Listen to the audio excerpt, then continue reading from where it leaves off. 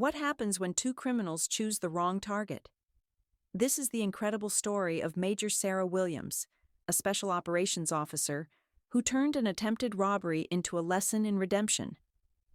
After a long day at Fort Bragg, Sarah was looking forward to a quiet evening at home until two men targeted her, thinking she was an easy victim.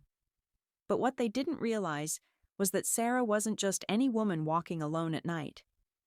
With years of elite military training, she quickly turned the situation around, not just stopping the attack, but changing the lives of her assailants forever. Stay with us as we dive into this gripping story of strength, discipline, and second chances. If you enjoy stories like this, don't forget to like the video, share it with your friends, and subscribe to the channel. And be sure to turn on the notification bell so you never miss an incredible story like this one. Major Sarah Williams, a 34-year-old elite special operations officer, had spent the last 12 years serving in some of the most demanding missions. After another exhausting day at Fort Bragg, all she wanted was a peaceful night at home. As she pulled into her driveway, the crisp night air greeted her. The neighborhood was quiet, with only the distant sound of crickets breaking the silence. She grabbed her bag and briefcase from the passenger seat of her black Honda Civic, completely unaware that two sets of eyes were watching her from behind Mrs. Patterson's overgrown hedges. Marcus Moon and John Torres had been staking out the area for days, searching for an easy target. When they saw Sarah's routine, always coming home alone after dark, wearing an expensive-looking watch, they believed she was the perfect mark. To them, she was just another unsuspecting woman, unaware of the danger lurking in the shadows. What they didn't know was that Sarah wasn't just any woman. She was a highly trained warrior. As they tightened their masks and prepared to strike, they had no idea they were about to make the worst mistake of their lives. As Sarah shut her car door, Marcus and John made their move. Marcus approached from the left, while John circled to the right, effectively boxing her in between the car and the garage. Their plan was simple: intimidate her, take her belongings, and disappear into the night. Marcus kept his voice low but firm. "Don't move. Hand over everything. Nice and slow." John, slightly more nervous, reached for her bag. Sarah froze, but not out of fear. Her training kicked in immediately. She quickly assessed their stance, their movements, the way their hands shook slightly with inexperience. These weren't professionals. Their sloppy approach, lack of weapons, and failure to pat her down told her everything she needed to know. They were desperate, but they weren't killers. Still, that didn't mean they weren't dangerous. Instead of reacting immediately, she played along, letting a tremor enter her voice. Okay, just don't hurt me." She reached into her coat pocket, pretending to fumble for her keys, waiting for the perfect moment. The second John reached for the keys, she exploded into action. Grabbing his extended arm, she twisted it, using his own momentum to slam him face first into the car door.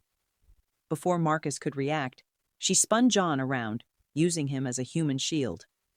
Marcus took a step back, startled, his confidence already cracking. "What the?" he stammered. But Sarah wasn't finished. Releasing John with a controlled push that sent him stumbling, she turned to Marcus. He threw a desperate punch, but she sidestepped easily, catching his wrist and delivering a precise strike to his solar plexus. The air rushed from his lungs as he doubled over. John, now regaining his balance, lunged at her from behind. Sarah ducked, grabbed his arm, and flipped him over her hip, sending him crashing onto the pavement. Marcus tried one last time, reaching for her leg, but she countered with a quick strike to a pressure point in his shoulder, rendering his arm useless. As both men lay gasping on the ground, she calmly placed her foot on Marcus's chest. "Stay down," she ordered. "The next move you make will determine whether you spend tonight in a hospital or just a jail cell." In less than 30 seconds, she had turned the tables completely. The hunters had become the hunted. The flashing red and blue lights painted the quiet neighborhood as two police cruisers pulled into Sarah's driveway. Officers Mike Chen and Lisa Rodriguez stepped out, hands resting on their holsters as they took in the scene. Two young men on the ground, groaning in pain, and Sarah standing over them, calm and in complete control. "Major Williams?" Officer Chen called out, recognizing her immediately. He had seen her before. She occasionally taught self-defense classes at the local martial arts studio. "Are you okay?" "I'm fine, Mike," Sarah replied, stepping back to let them take over. These two thought they picked an easy target. As Officer Rodriguez cuffed Marcus and John, Sarah took a closer look at them. Now that their masks were off, she could see the truth. Their faces weren't those of hardened criminals. No scars, no gang tattoos, no signs of a violent past. Just two scared, desperate young men who had made a terrible decision.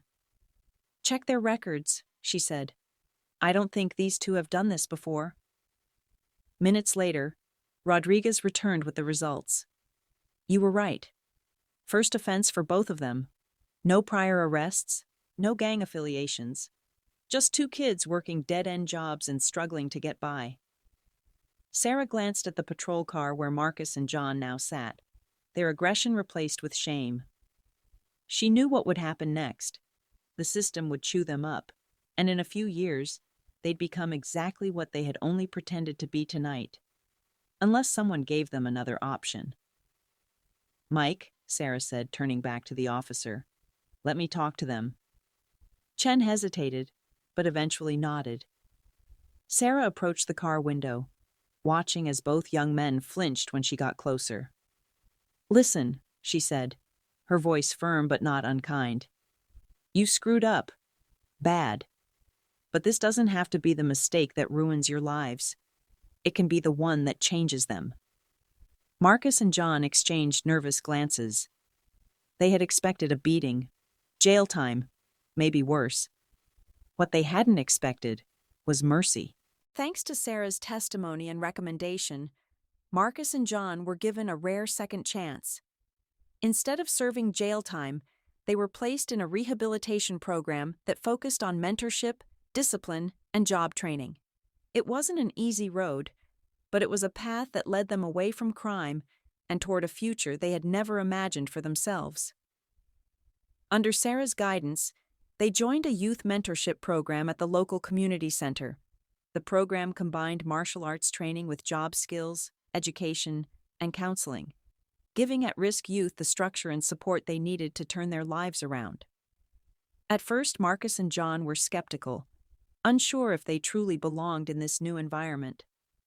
But as the weeks went by, something changed. Marcus, once an angry young man looking for quick money, found a sense of purpose in martial arts.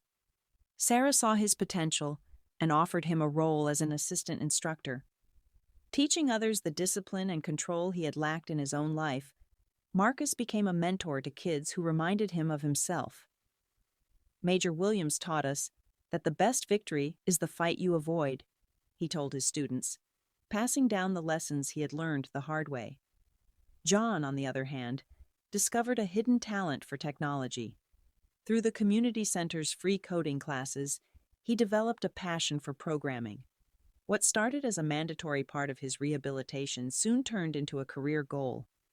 He began working on small freelance projects, earning money in a way he had never thought possible. "That night was the worst thing that ever happened to me," John admitted to Sarah one evening after class. "I'm not proud of what we did, but meeting you changed everything." Word of the program's success spread quickly. What had started as a small initiative soon gained the attention of military leadership at Fort Bragg. Inspired by Sarah's work, they began discussions on expanding similar programs to other bases, helping more at-risk youth find purpose and discipline before they ever reached a breaking point.